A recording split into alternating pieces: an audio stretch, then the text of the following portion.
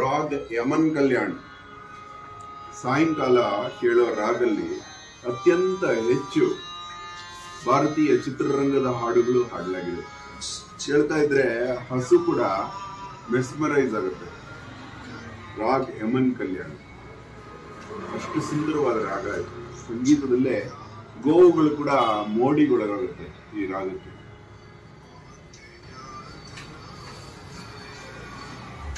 ನಾಯಿ ಕೂಡ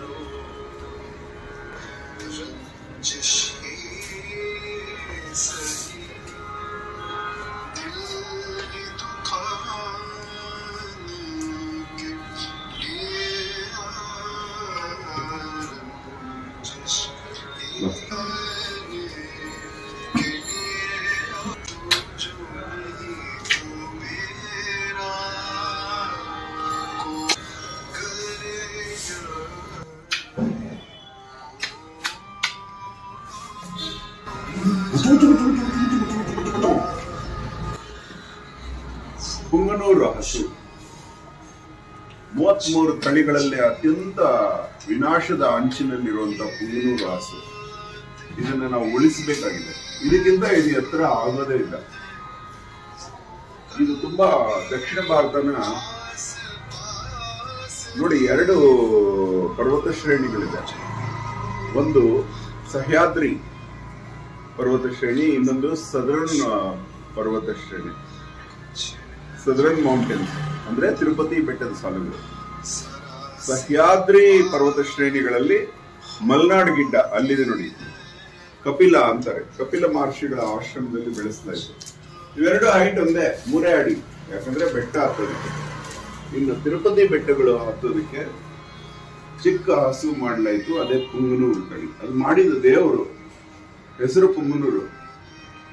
ತಿರುಪತಿ ದೇವರಿಗೆ ಅಭಿಷೇಕ ಆಗೋದೇ ಈ ಹಸುವಿನ ಹಾಲಿನಿಂದ. ಯಾಕಂದ್ರೆ ಆ ಬೆಟ್ಟಗಳಲ್ಲಿ ಉಳಿಯುವ ಶಕ್ತಿ ಇರೋದು ಈ ಹಸುಗಳಿಗೆ.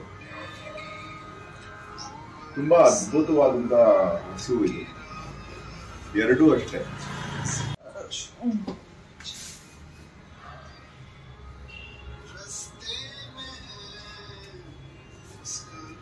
ಕುಂಟ್ತಾ ಇದೆಯಲ್ಲ ನಾಯಿ.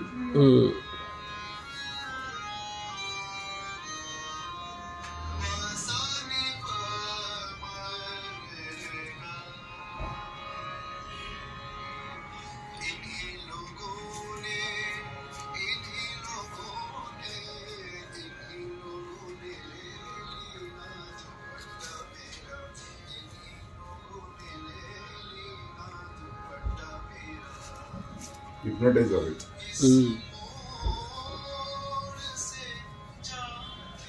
ನೋಡು. Hey.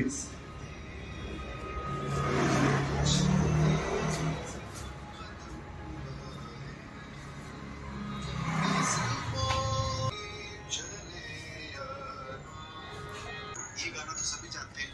इसमें दोनों मध्यम यूज किए गए हैं, है ना? जिया ले गयो जी मोरा सावरिया, जिया ले गयो जी मोरा सावरिया, मन रे तू काहे न घेर धरे,